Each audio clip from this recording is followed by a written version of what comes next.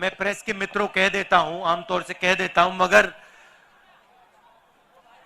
मित्र तो कहता हूं मगर मित्रों का काम ये नहीं करते।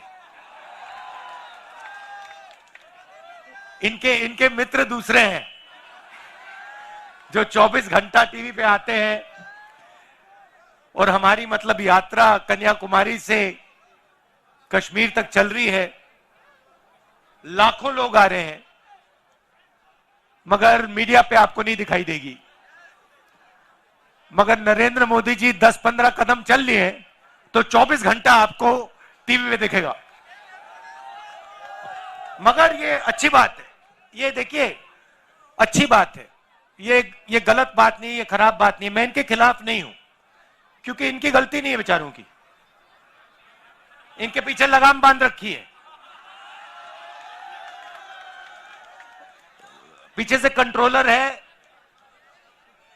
तो देखिए ये मुस्कुरा रहे हैं बेचारे, कह रहे हैं आप बात तो सही बोली, देखो मुस्कुरा रही है, देखो ये देखो मुस्कुराए।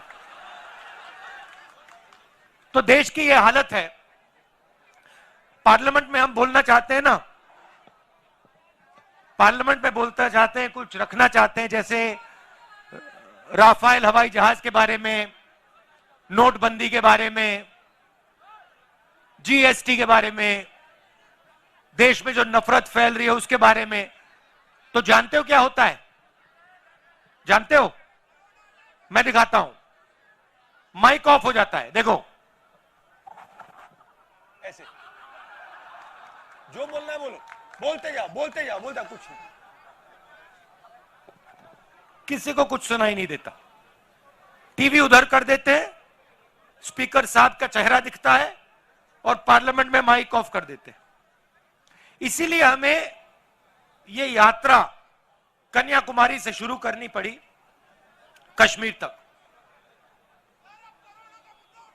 और जो मैं आपको बताऊं, जो हमें सीखने को मिला,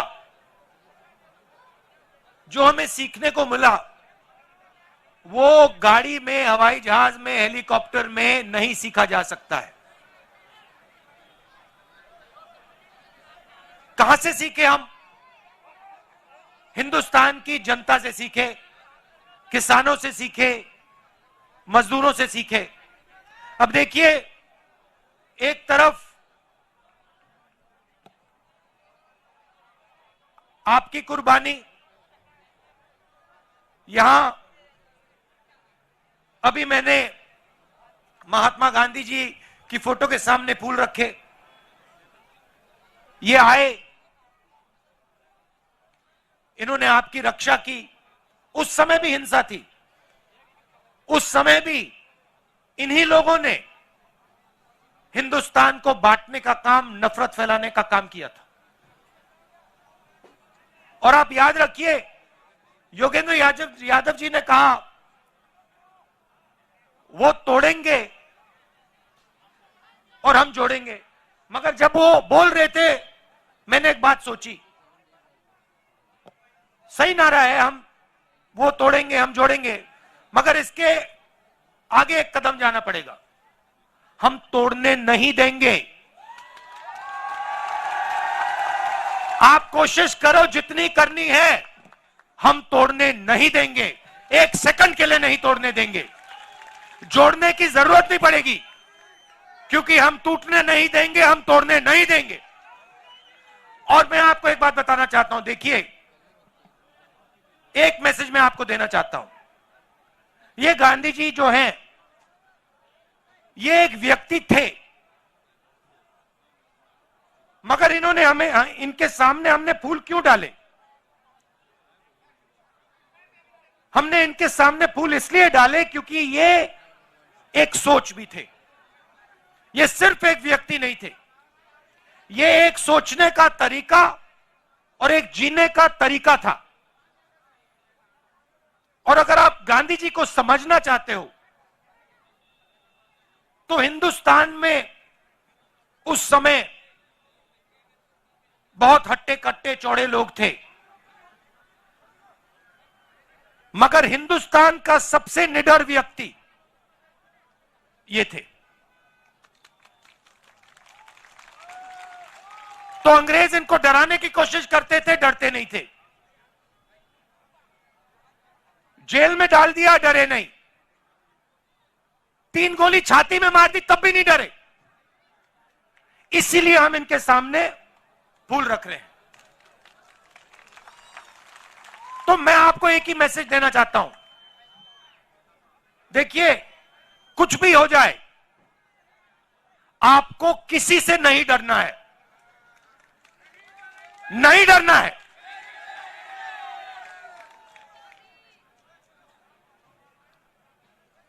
अब मैं आपकी सड़कों पे चला हूं।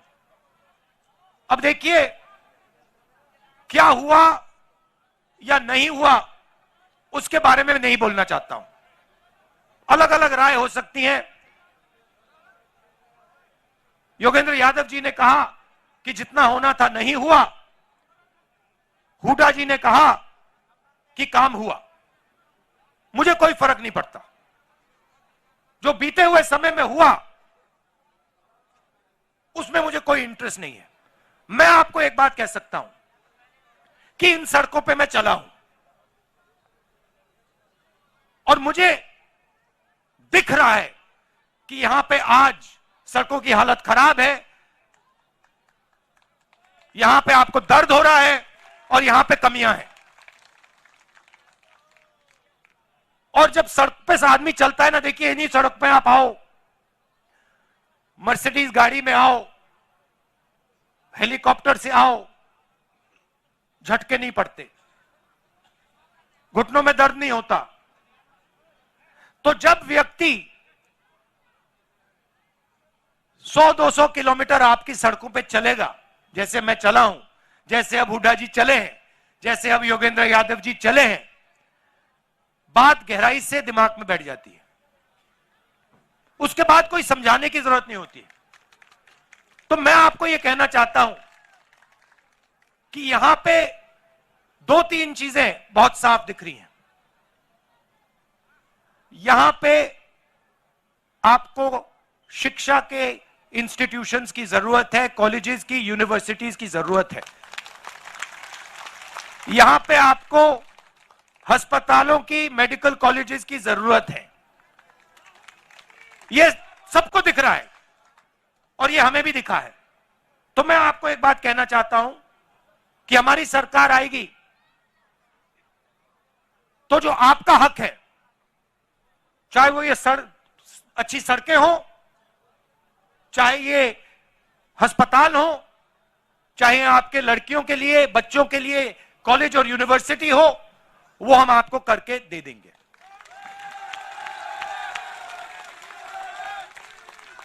मैं ये भी नहीं कह रहा हूं कि ये 2 दिन में हो जाएगा। मुझे झूठ बोलना अच्छा नहीं लगता है, समय लगेगा, मगर हमारी नीयत साफ है और हम आपको करके दिखा देंगे।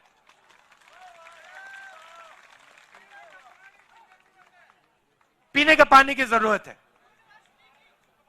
यूनिवर्सिटी की, सच्ची सरकार की। अब भैया ये तो आपको मोदी जी से बात करनी पड़ेगी। महंगाई की मोदी जी से बात कीजिए, बेरोजगारी की मोदी जी से बात कीजिए। अच्छा, यात्रा हमने शुरू क्यों की? क्योंकि लोकसभा में हमारी बात नहीं सुनी जा रही थी। जैसे मैंने आपको कहा, माइक ऑफ कर देते हैं और देश में ये डर और नफरत फैलाने की कोशिश कर रहे हैं। नोटबंदी हो, गलत जीएसटी हो, कोविड के समय इन्होंने जो काम किया, ये सब जो कमजोर लोग हैं, गरीब लोग हैं, किसान, मजदूर, छोटे दुकानदार, छोटे व्यापारी, इनको चोट पहुंचाने के लिए करते हैं ये लोग। इनका लक्ष्य 3-4 अरबपतियों की मदद करने का है। मैं आपको एक छोटा सा उदाहरण देता हूं। इन्हीं सड़कों पे मध्य प्रदेश में नहीं, राजस्थान में मुझे किसी ने बताया कि अगर आज हिंदुस्तान में आप मैदा, गुड़, ऐसी चीजें बेचो, तो अगर आप 25 किलो से कम बेचते हो तो आप पर जीएसटी लग जाती है, और अगर आप 25 किलो से ज्यादा बेचते हो तो जीएसटी माफ हो जाती है। अब आप सोचिए, जो छोटा व्यापारी है जो 25 किलो से कम बेच रहा है उस पर इन्होंने जीएसटी लगा दी, और जो अरबपति है जो 25 किलो से ज्यादा हजारों लाखों किलो बेच रहा है उसकी इन्होंने जीएसटी माफ कर दी। नोटबंदी और जीएसटी ये पॉलिसियां नहीं है, ये हथियार है, ये छोटे व्यापारियों को मारने के हथियार है। और ऐसे ही इन्होंने एक और नया हथियार निकाला था,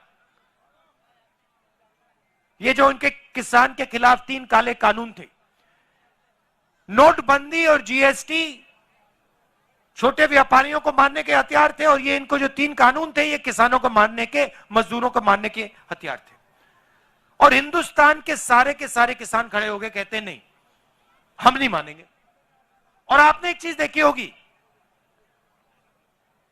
नरेंद्र मोदी जी का आप चरित्र समझिए, जैसे ही कोई उनके सामने खड़ा हो जाता है, चाहे वो किसान हो, जैसे किसान आंदोलन में हुआ, चाहे वो जमीन अधिग्रहण बिल के बारे में हो, जैसे ही कोई उनके सामने खड़ा हो जाता है नरेंद्र मोदी घूम के उल्टे भागने शुरू कर देते हैं। आप पहचानो, जब भी कोई भी उनके सामने खड़ा हो जाता है नरेंद्र मोदी मुकाबला नहीं करते हैं, भाग जाते हैं, मैदान से निकल जाते हैं। मैंने प्रेस वालों से की बात की, मैंने कहा ये हमारे मित्र नहीं है, ये जूनियर लोग मित्र हैं, मगर जिन्होंने इनकी लगाम पकड़ रखी है वो मित्र नहीं है। आप देखो मेरे कितने प्रेस कॉन्फ्रेंस होते हैं, हर 5-10 दिन मेरा इनके साथ प्रेस कॉन्फ्रेंस होता है, जो भी सवाल इनको पूछने होते हैं पूछ लेते हैं। आपने नरेंद्र मोदी जी का कभी प्रेस कॉन्फ्रेंस देखा है इनके साथ? देख ही नहीं सकते, क्योंकि उन्होंने कभी किया नहीं है, क्योंकि इनके सामने खड़े ही नहीं हो सकते। वो सब पे लगाम बंधी हुई है, मगर उनको यह नहीं मालूम कि यार एक घोड़ा निकल ना जाए, एक घोड़ा लगाम खोल के भाग ना जाए प्रेस कॉन्फ्रेंस में, मुसीबत हो जाएगी। तो आप उनको पहचानिए। और ये सिर्फ नरेंद्र मोदी जी नहीं है, ये आरएसएस के सब लोग ऐसे हैं, ये नफरत फैलाते हैं, मगर ये डरते हैं, हिंदुस्तान की जनता से डरते हैं, हिंदुस्तान के गरीब लोगों से डरते हैं, हिंदुस्तान के किसान से, मजदूर से डरते हैं। तो ये आपको मालूम होना चाहिए, और इनसे कोई डरने की जरूरत नहीं है, ये कुछ नहीं कर सकते आपका।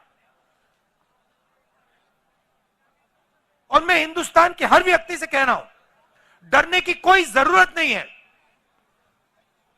यह देश डरपोकों का देश नहीं है, यह वीरों का देश है,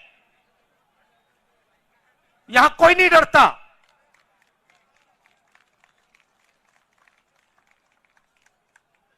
और यह यात्रा ने दिखाया है, कन्याकुमारी से यहां तक आए हैं हम। कितने किलोमीटर हो गए वेणु जी?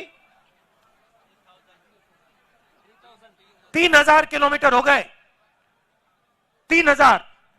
और मैं अकेला नहीं चला हूं, हजारों लोग चले हैं। हमारे साथ एक 90 साल का व्यक्ति चल रहा है, 90 साल का, सबसे सामने चलता है, किसी से नहीं डरता। वो है हिंदुस्तान। तो इस यात्रा ने दिखाया है कि ये देश किसी से नहीं डरता है, अपने भविष्य से नहीं डरता। और एक दिन, जिस दिन ये खड़ा हो गया एक साथ,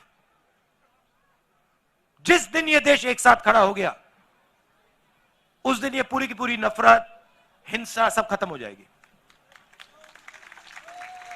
और ये भी मत सोचो कि ये दिन बहुत दूर है, ये दिन दूर नहीं है, ये दिन आने वाला है, जब एक बार फिर ये देश मिलकर भाईचारे के साथ, मोहब्बत के साथ एक साथ आगे बढ़ेगा। हम तोड़ने नहीं देंगे, सवाल नहीं उठता। जितनी कोशिश करनी है करो, तोड़ने की कोशिश करो, इस देश को हम टूटने नहीं देंगे। खत्म।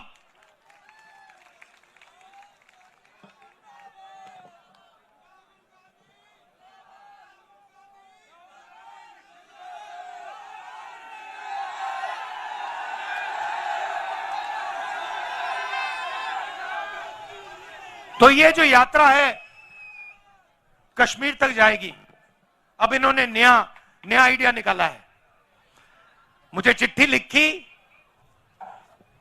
लिखी कि कोविड आ रहा है, यात्रा बंद करो।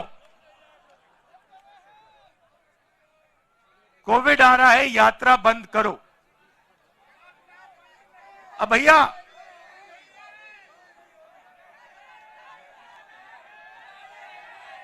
मतलब अब देखिए, अब यात्रा को रोकने के लिए बहाने बन रहे हैं। अब मास्क पहनो, यात्रा बंद करो, कोविड फैल रहा है, सब बहाने हैं। हिंदुस्तान की शक्ति से, हिंदुस्तान की सच्चाई से ये लोग डर गए हैं। ये सच्चाई है। और देखिए यात्रा में, आप देखिए मैं आपको मजेदार बात बताता हूं। यात्रा में अब हम 100 दिन से ज्यादा चले हैं। इसमें हिंदू, मुसलमान, सिख, ईसाई, हर जात के लोग, महिला, पुरुष, बच्चे, 5 साल के बच्चे, सब चले हैं। इसमें किसी ने किसी से नफरत नहीं की। मैंने अपनी आंखों से देखा है। लाखों लोग चले हैं। किसी ने किससे यह नहीं पूछा कि भाई तुम्हारा धन क्या है, तुम कहां से आए हो, कौन सी भाषा बोलते हो, किसी ने नहीं पूछा। 24 घंटा इस यात्रा में लोगों ने एक दूसरे का आदर किया, गले लगे, हाथ में हाथ लेकर यह यात्रा चली है। और दूसरी बात देखो, इस यात्रा में धक्का लगता है, कोई गिर जाता है। जैसे कल हमारे पीसीसी प्रेसिडेंट गिर गए। आप इनसे पूछो, 1 सेकंड नहीं लगा, 7-8 लोगों ने इनको उठा दिया 1 सेकंड में। किसी ने यह नहीं पूछा भैया आपका धर्म क्या है, आपकी जात क्या है, तो नाम क्या है, क्या करते हो ना। हिंदुस्तानी हो, उठा देंगे आपको, नीचे नहीं गिरने देंगे। ऐसी सरकार हमें चाहिए जो हर हिंदुस्तानी की रक्षा करे, किसान की रक्षा करे। किसान के सामने मुसीबत आए, एकदम पूरा का पूरा हिंदुस्तान घूम के उसकी रक्षा करे।